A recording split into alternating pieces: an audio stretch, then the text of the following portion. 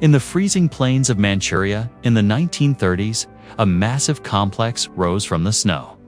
To the local Chinese villagers living under Japanese occupation, it looked like a fortress. High walls, electrified wire, and smokestacks pumping thick. Black smoke into the gray sky.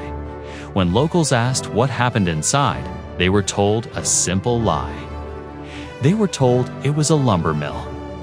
They were told that the trains arriving at night were filled with logs, but the logs were not wood. They were people. This facility was the headquarters of the Epidemic Prevention and Water Purification Department. On paper, it was a medical unit dedicated to keeping Japanese soldiers healthy. In reality, it was the center of the largest biological warfare program in human history. We often think we know the full extent of the horrors of World War II. We know the names of the camps in Europe: Auschwitz, Dachau, Treblinka. But for decades, the name of this camp unit, 731, was erased from history books. This is the story of how doctors became murderers, how science was twisted into torture, and how the architects of this nightmare walked away free. To understand Unit 731, you have to understand the man who built it. Shiro Ishii. Ishii was a brilliant man. He was a doctor, a microbiologist, and an army officer. But he was also a man obsessed. In 1925, the Geneva Protocol banned the use of chemical and biological weapons in war. Most of the world saw this as a moral line that should not be crossed. Shiro Ishii saw it differently. He reasoned that if the world powers were so afraid of these weapons that they banned them, those weapons must be incredibly powerful. He believed that biology was the future of warfare. A disease could kill more people than a bomb, and it was much cheaper to produce. In the early 1930s, Japan invaded Manchuria, a vast region in northeast China. This gave Ishii exactly what he needed: a remote territory. Far from the eyes of the international community, where he could conduct his research without rules. He charmed the military leadership in Tokyo. He promised them a weapon that could win the war against the Soviet Union and China. He was given unlimited funding and a massive staff of Japan's top doctors and scientists. In 1936, construction began on the Pingfong complex near the city of Harbin. It was a city within a city, complete with a cinema, a bar, and a swimming pool for the staff. But beneath the surface lay the dungeon.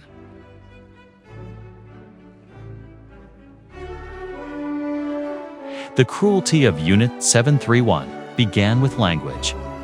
The Japanese researchers needed to distance themselves from the horrific acts they were committing. So, they stripped the victims of their names and their humanity. They called the prisoners Maruta. In Japanese, it means logs. To the scientists, these weren't men, women, and children. They were raw materials. The prisoners were mostly Chinese civilians and resistance fighters. But there were also Russians, Koreans, and Mongolians. They were arrested by the military police for minor crimes or suspicion of spying and sent to Pingfang. Once they entered the gates, they never came out. The experiments conducted inside Unit 731 are difficult to even describe. They were designed to test the limits of the human body and the effectiveness of lethal diseases, because Japan was preparing for a possible war with the Soviet Union. In the freezing north, Ishii wanted to know how to treat frostbite. But he didn't use simulations. He used people. Prisoners were taken outside in the dead of winter.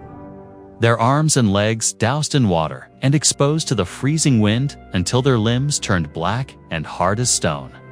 Then, the scientists would try different methods to thaw them, beating the limbs with sticks or pouring boiling water on them to see what happened to the tissue. But the most infamous horror was vivisection. Shiro Ishii believed that anesthesia affected the accuracy of the data. He wanted to see how organs reacted to disease in a living, conscious body. So, prisoners infected with plague, cholera, or anthrax were cut open while they were still alive. doctors would examine their beating hearts and expanding lungs to study the progression of the bacteria. It wasn't just soldiers. Pregnant women, the elderly, and infants were subjected to these tests. The logic was cold and absolute. The data mattered more than the life. The horrors weren't confined to the laboratory. Unit 731 was, at its core, a weapons factory.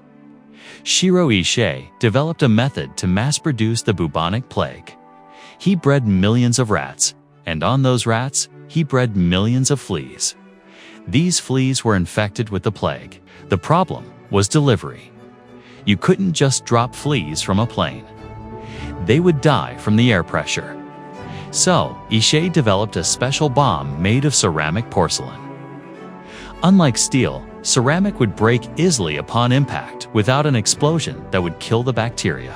From 1940 to 1942, Japanese planes flew low over cities in China like Ningbo and Chengde. They dropped these ceramic bombs, along with wheat and cotton, to attract the rats.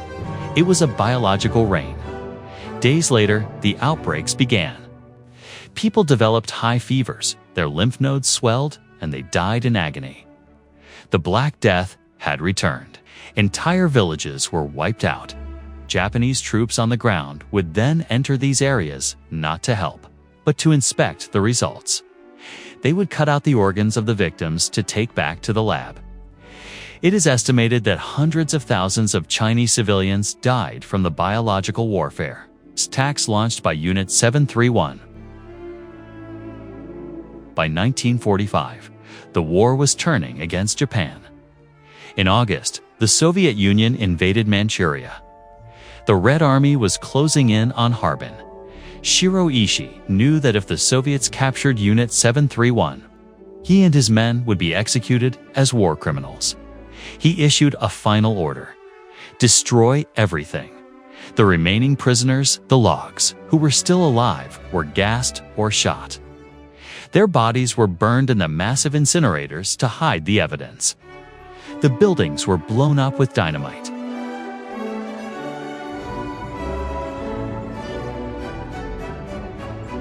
Ishii and his top scientists fled back to Japan, carrying with them thousands of pages of research, data, slides, and medical records. They blended back into society as the Americans occupied Japan. This is where the story takes its darkest geopolitical turn. When the American investigators arrived, they found out about the biological experiments. The Soviet Union demanded that Ishii be put on trial. But the United States was already looking ahead to the next war, the Cold War against the Soviets. American intelligence realized that Ishii possessed data that no one else in the world had. No Western nation would ever conduct these kinds of experiments on humans. The data was seen as priceless. So, a secret deal was struck. The Supreme Commander, General Douglas MacArthur, granted immunity to Shiro Ishii and the members of Unit 731. In exchange for handing over their research on biological warfare to the U.S. military, they were promised that they would not be prosecuted, while Nazis were being hanged at Nuremberg for their crimes. The doctors of Unit 731 were given a free pass. The cover-up was incredibly successful. For decades, the existence of Unit 731 was denied by the Japanese government and kept secret by the United States. Shiro Ishii, the architect of this hell, never spent a day in prison. He died of throat cancer in 1959. A free man living peacefully in Tokyo. Many of his subordinates, the men who had sliced open living children, went on to successful careers in post-war Japan. They became heads of medical schools, directors of hospitals, and executives at major pharmaceutical companies. One even became the governor of Tokyo. It wasn't until the 1980s and 90s when aging former members of the unit began to confess, and construction workers in Japan accidentally dug up mass graves of bones with saw marks, that the full truth began to emerge. Today, the site of Unit 731 in Harbin is a museum. It stands as a dark reminder of what happens when science is divorced from morality. The tragedy of 731 is not just the cruelty of the crimes. It is the absence of justice. The victims were dehumanized twice. First, by the doctors who called them logs, and second, by the world powers who treated their suffering as a bargaining chip for data. It remains a scar on the history of the 20th century, a secret war where the doctors were the monsters, and the world chose to look the other way.